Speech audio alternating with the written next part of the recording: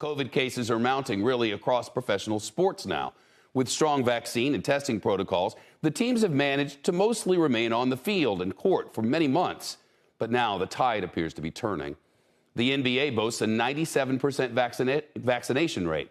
But how have dozens of cases now turned up as breakthroughs? Today, the Lakers canceled practice after a player tested positive. Testing for everyone is ahead of a long road trip. Earlier, the league postponed 2 upcoming games for the first time this season. 10 Chicago Bulls players and some staff entered COVID protocols. The NFL says at least 62 players tested positive for COVID over the past 2 days. The 37 positive tests announced yesterday were the highest single total since the pandemic began. And the NHL forced to postpone games this week after 6 players and a staff member of the Calgary Flames tested positive. That's the 3rd time that the league has postponed games because of COVID this season. So what's the big picture? Dr. Robbie Sicca is with us now, anesthesiologist, health consultant, and former vice president for the Minnesota Timberwolves. Doctor, thanks so much. You know, when the world shut down back in March of last year, outbreaks on sports teams really served as an early warning sign and helped us identify the spread. Then the lockdowns, at least the identification, is that sort of what's playing out now? I think you're absolutely right, Shepard, and thanks for having me and happy holidays.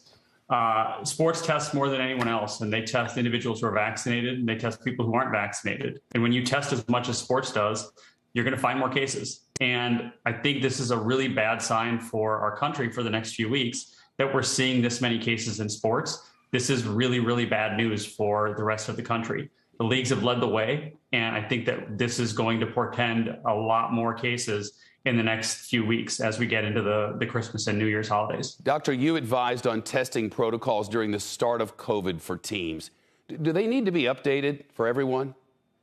Well, I think we probably need to be in situations where we get the right tests into the right situations and we deploy more tests. We still don't have a national testing strategy, and it's worth asking ourselves, Shepard, should we be testing fans routinely to come into games or mandating masks at sporting events like we did last year? And is that a strategy to mitigate outbreaks? And it's something that we should really strongly consider and probably think about how we're going to enforce. I hear what you say, and then I think about those voices, political, who will say, oh, there they go, stealing your rights. And it's a ridiculous argument, obviously, on the face of it, but it's one that's working. It's working politically in some areas of the country.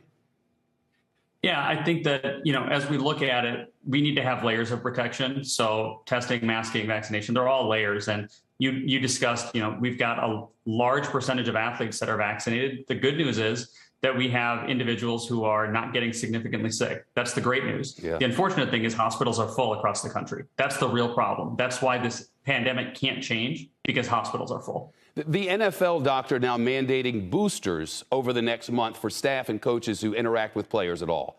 They're not requiring booster mandates for players yet. Is that a mistake?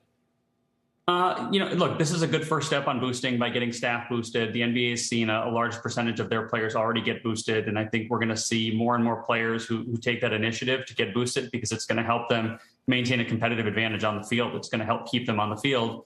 And I think at some point, Shepard, we're going to stop calling this a booster and calling it what it is, which is a 3-dose vaccination. Yeah. Dr. Robbie Sicca, all the best. Thanks so much.